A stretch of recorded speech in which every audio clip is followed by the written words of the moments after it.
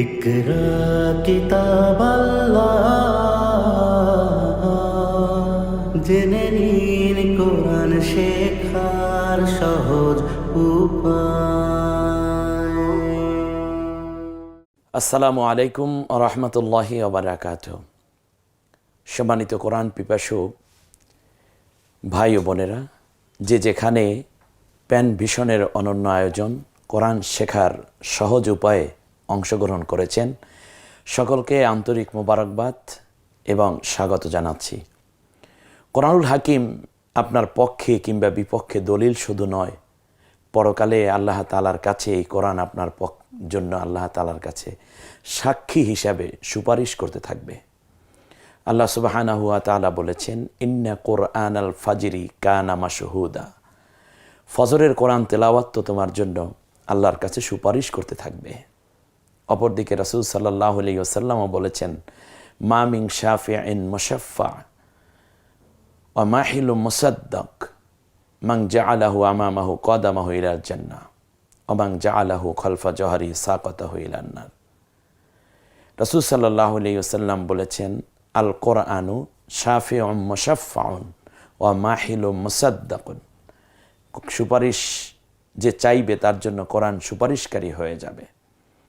অতএব কোরআনকে সুপারিশকারী বানাতে হলে কোরআনের সাথে থাকতে হয়, কোরআন তেলাওয়াত করতে হয়, কোরআনের মধ্যে চোখ বুলাতে হয়, কোরআনের পক্ষে কথা বলতে হয়, আমল করতে হয় এবং কোরআনের দাওয়াত ছড়িয়ে দিতে হয়। তাহলেই তো কোরআনের সাথে আপনি মিশলেন, পেয়ে গেলেন কোরআনকে নিজের বন্ধু হিসাবে অনন্তকালের সঙ্গী।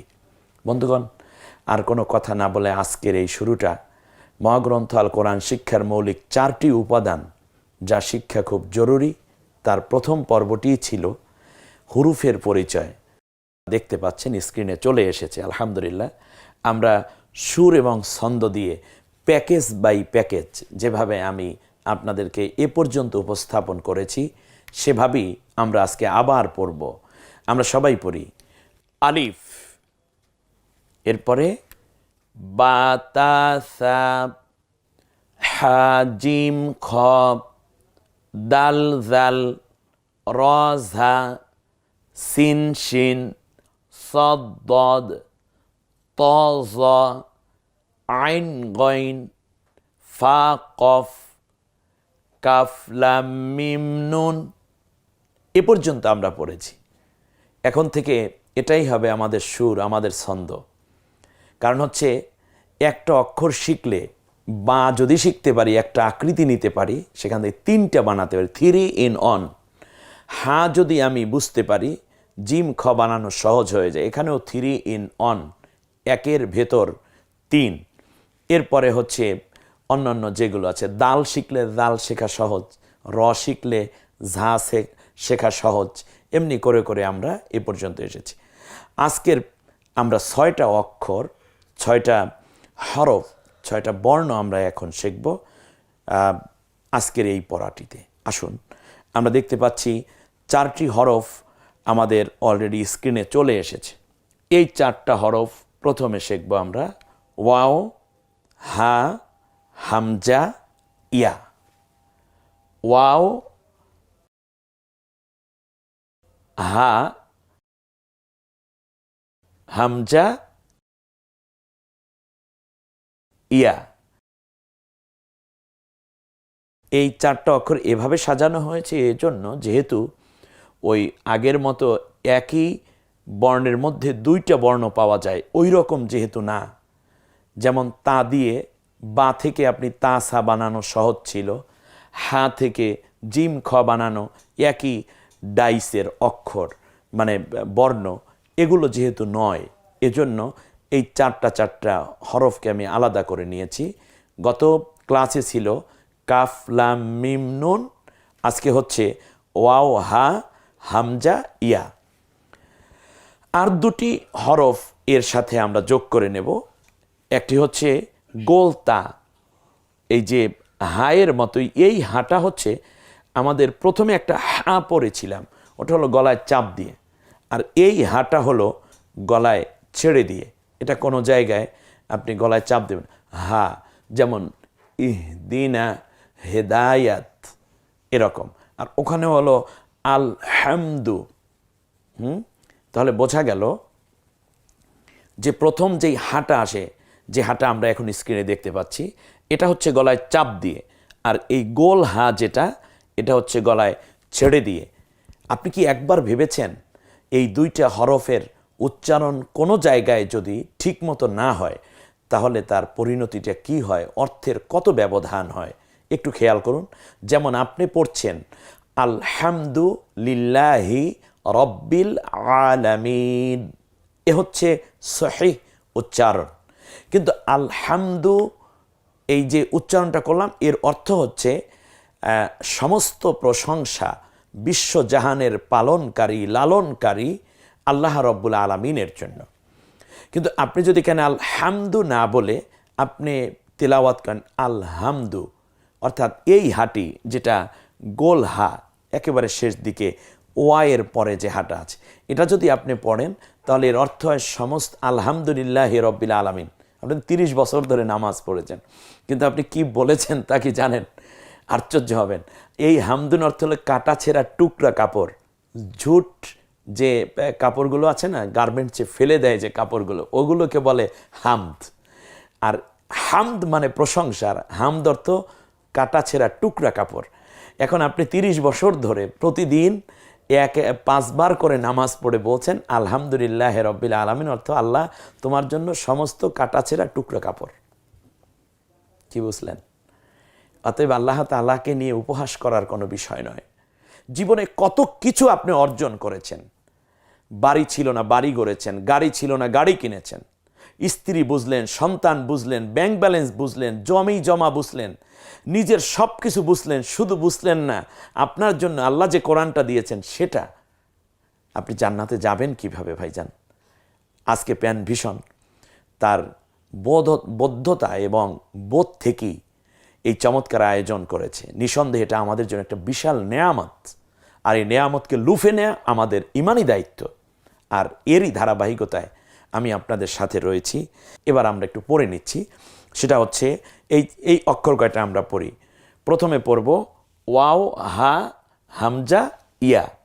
এরপরে এই যে গোল হাঁটা আছে, এর উপর যদি 2টা নুক্তা দেয়া হয় তাহলে এটা একটি তা হয়। হরফটার নাম কি হবে তাহলে? তা। আর যে ইয়াটা আছে, যখন ইন্ডিভিজুয়ালি কোনো ইয়ে আসবে তখন এই বড় ইয়াটাই দেখা যাবে হরফের শেষে যদি আসে এটা। কিন্তু প্রথমে কিংবা মাঝে আসলে এই ইয়াটাকেই আমরা দেখতে পাবো 2টা নুক্তা দিয়ে ওই ইয়াকে মিন করা হয়েছে। মজার একটা ব্যাপার আছে, একটু ধরে রাখুন ব্রেইনে। একটা মাত্র অক্ষর যার নিচে 2 নুক্তা, অক্ষরের নাম হচ্ছে ইয়া। বলুন তো কি বলেছি? একটি মাত্র হরফ, একটি মাত্র বর্ণ যার নিচে 2 নুক্তা, নাম হলো ইয়া। ইয়ার নিচে 2 নুক্তা, আর কোনো হরফের নিচে 2 নুক্তা নাই। আমরা পরবর্তী তাহলে চলে যাই, একটু এই হরফগুলো আবার পড়ে ফেলি। ওয়াও হা হামজা ইয়া গোলতা নুক্তাওয়ালা ইয়া, এটা আমরা পড়ব। এই হরফগুলোকে আমরা আবার যদি একটু পার্থক্য করে দেখাই, যেমন আমরা এর আগে একটা তা পড়েছিলাম, বা তা সা, ওই তায়ে ওটার নামও তা, এটার নামও তা। তাহলে ডিফারেন্স কোথায়? ডিফারেন্স উচ্চারণগত কোনো পার্থক্য নয়, আর ব্যাকরণগত পার্থক্য হচ্ছে এইটা স্বাভাবিক স্ত্রীলিঙ্গের ক্ষেত্রে এই গোল তাটা ব্যবহৃত হয়। এবার আমরা একেবারে চোখের সামনে এনে 2টা তা পার্থক্য করে দেখানোর চেষ্টা করছি। একটু দেখুন, একটু দেখুন। এটা হচ্ছে গোলতা, আপনি পড়েছেন, এটার উপর 2 নুক্তা, এটা হচ্ছে গোলতা, আর এটা হচ্ছে লাম্বা তা। হ্যাঁ, এই সুন্দর, একটু দেখে নেন। এই লাম্বা তাটা ছিল এরকম, গোলতাটাই তা, এটা তাই উচ্চারিত হবে। এরপরে আমরা যদি একটা প্রশ্ন করি যে একটি মাত্র হরফ যার নিচে 2 নুক্তা, হরফটার নাম কি? দেখছেন আপনার পাশের নাতিনটা কিন্তু হয়তো বলে ফেলেছে ইয়া। এ হচ্ছে কোরআনের মজেজা, ও কিন্তু ঠিকই মেমোরাইজড করেছে। এরপরে তাহলে একটি মাত্র হরফ যার নিচে 2 নুক্তা, হরফটার নাম কি হবে? ইয়া। আমরা চলে যাচ্ছি পরে, দেখি আমাদের জন্য কি আছে। এবার আপনাদের কষ্ট করে যে হরফ 6টি দেয়া আছে, একটু আগে আমরা পড়েছি, সেই হরফগুলোর নাম উচ্চারণগুলো বাংলায় লিখতে হবে। এখানে নিচে অংশ দেয়া আছে, উপরে হরফগুলো দেয়া আছে, নিঃসন্দেহে আপনাদের মনে আছে এগুলো। ওয়াও, হা, হামজা, ইয়া, গোলতা, এরপর এটাও ইয়া। জি, এরপরে যারা আপনারা দেখুন একটু সুন্দর করে, আপনি কি এভাবে লিখতে পেরেছেন কিনা বা এভাবে আপনি চিন্তা করেছেন কিনা? মাশাআল্লাহ,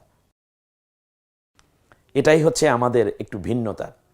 সেটা হচ্ছে আপনার মক্তব আপনার কাছে দেয়া হয়ে গেছে, ওস্তাদজিও আপনার কাছে রয়েছে, শুধুমাত্র আগ্রহ এবং সময় করে একটু একটু করে দেখতে থাকবেন আর সামনে আগাতে থাকবেন। আলহামদুলিল্লাহ, আমরা একেবারে এই পর্বের শেষ প্রান্তে এসে আপনাদেরকে এখন যেটা জানতে চাই, ওখানে তো উত্তর লিখেছিলেন বাংলায় যে ওয়াও, হা, হামজা, ইয়া, গোলতা এবং ইয়া, নুক্তাওয়ালা ইয়া। এবার এই পরীক্ষায় উত্তীর্ণ হতে পারলে আপনি এই পর্ব পেরেছেন বলে বিবেচিত হবে। এবার পরীক্ষা কিন্তু সবাই মিলে বসেন, বন্ধু বান্ধব নিয়ে বসেন, স্বজনদেরকে নিয়ে বসেন। দেখুন, ওয়াওটা লিখুন, হাটা লিখুন, তা লিখুন, হামজা লিখুন, ইয়া লিখুন, ইয়া লিখুন। ব্যাস, আপনি যা লিখেছেন সেভাবে হয়েছে কিনা দেখুন তো। উত্তর পর্বে আমরা দেখাচ্ছি, এই যে একের পর এক যাচ্ছে। মাশাআল্লাহ, দেখুন আপনি এভাবে পেরেছেন কিনা। মাশাআল্লাহ, দেখুন আপনি একটু শুধুমাত্র আন্তরিকতাটুকু চাই। মজার ব্যাপার কি জানেন, আমার হাতে একটা বই রয়েছে। আমরা এতক্ষণ পর্যন্ত এতদিনটা যে ক্লাসটা করিয়েছি তা কিন্তু এই বইটা থেকে করিয়েছি। হুবহু এই বইটাই আমি আপনাদের সামনে আমরা উপস্থাপনার চেষ্টা করেছি। আপনি যদি বইটি সংগ্রহ করতে চান তাহলে স্ক্রিনে দেয়া নাম্বার আছে, নাম্বারে যোগাযোগ করে আপনি বইটি সংগ্রহ করুন এবং বাসায় বসে এই ভিডিওটির সাথে সাথে আপনি আপনার মতো করে এই বইয়ের জায়গাগুলো আপনি পূরণ করতে পারেন। যেভাবে আছে হুবহু আমরা সেটাই স্ক্রিনে দেখিয়েছি। অতএব শুধুমাত্র আপনার একটু ইচ্ছে, আপনি এক এক করে সামনে আগাতে থাকেন। এক এক দিন আপনি 2-3টা পর্ব শেষ করতে পারবেন, এরকম সুবিধা করেই আমরা মূলত চেষ্টা করেছি ছোট ছোট করে দিতে, যাতে করে সুন্দর হয়। আলহামদুলিল্লাহ, আমরা এ পর্যন্ত আরও 6টি অক্ষর শিখে ফেললাম। এবারে এই পর্বে যে হরফগুলো আমরা নিয়ে এসেছি, এটা হচ্ছে লাম্বাতা, গোলতা, হা, এরপরে গোলহা, ইয়া, ইয়া। আমরা এই পর্বটি পরবর্তীতে আবার উপস্থাপনা করার চেষ্টা করব ইনশাআল্লাহ। আশা করি আমাদের সাথেই থাকবেন। সময় আমাদেরকে একটু একটু করে তাড়া করে। আসুন না, কোরআনের পেছনে আমরা সময় ব্যয় করি, সময়কে ইবাদতে পরিণত করে দুনিয়া এবং আখিরাতে জান্নাত লাভের আশায় নিজেদেরকে ধন্য করি। আমিন। আসসালামু আলাইকুম ওয়া রাহমাতুল্লাহি ওয়া বারাকাতুহু।